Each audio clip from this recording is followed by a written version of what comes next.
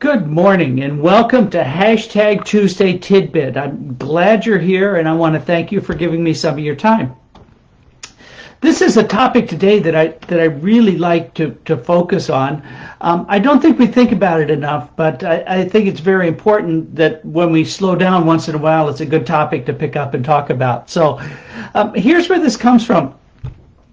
Years ago when I was working with a mentor in a group and we were trying to really get something done, he pulled me to the side and he looked at me and he said, listen, you're kind of being an obstructionist here, and what I really need you to do is to lead, to follow, or get out of the way. And then we went back into the group, and that's all he had to say to me. And I thought that was just really a very profound thing. Now, I know it wasn't original with him, but it really fit the circumstances, especially in hindsight as I look back at that situation.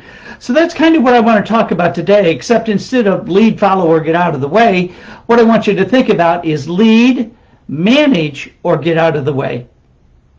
Lead, manage, or get out of the way. The topic for today is about the two things you really need to focus on if you're working with a group of people. And those are the two things. You're either going to lead, you're going to manage, or you're going to get out of the way and let them go on their own path. So that's really what I want to focus on today: leading, managing, or get out of the way. Now, what are we talking about? Well, if you look at what Simon Sinek said about start with why, when you focus on really the why, that's what a leader does, is they really focus on people and motivation and why you want to be doing something or why you want to be engaged in this activity. They get at the real core motivation that people have. That's what leaders do. That's why in most corporate settings, as people get promoted to some of the higher level things, coaching automatically comes along with it, because they want you to move from managing to leading and really developing those people skills, which is what leadership's about, people skills. Managing, on the other hand, is, and I know this distinction is oversimplified, but managing is really about getting product out to the door. That's really focusing on the what, the dollar signs, getting the product in customers' hands. Those two things are obviously very complementary, right? The what and the why, but they really call for two different types of skills. Excuse me. And so that's really what you, when you're working with people, need to figure out what you're doing. Am I focusing on the person, or am I focusing on what they're doing? Am I talking about their why or their what? And when you start to get that clear in your head as you're working with people, you'll become much more effective. Now, what are some subsets of that really might help you focus on it? Well, if you're thinking about being a leader, there really, let me just mention four things here. First of all is there's a vision. Now, you have your vision. You know why you're involved with the business, why you're doing what you're doing. If you don't, that's a great thing to work with your coach on, so that you can kind of sort those thoughts out for yourself. Especially this time of year, it's a great topic to pick up. Why am I doing this? And really think about it. It's a great question to ask yourself, because you'll come back more invigorated when you come back to your business after thinking about things like that. So that's one thing a leader does, is really focus on the vision. Everybody on your team also has a vision, and so you want to help them focus on their vision. That's prime motivation for them.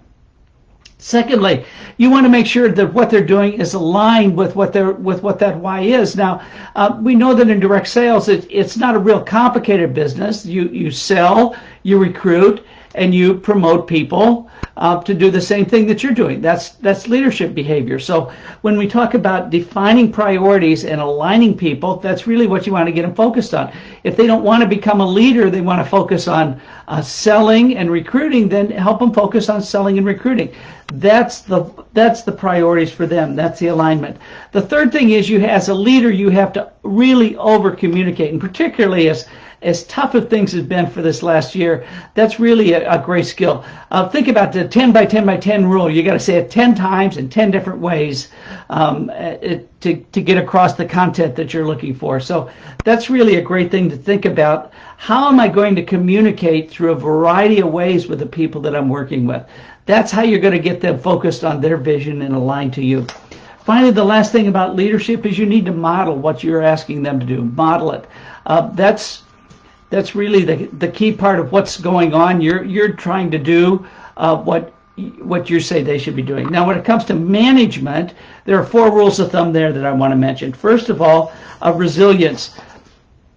I know that particularly this time of year, we run into supply chain issues and terrible deadlines, and you just have to keep working, keep churning and churning and churning, so eventually you'll get to the end. That's what management is all about, is how do we find ways to get to that end and get that product in the customer's hands. Second, you need to really focus on deliverables.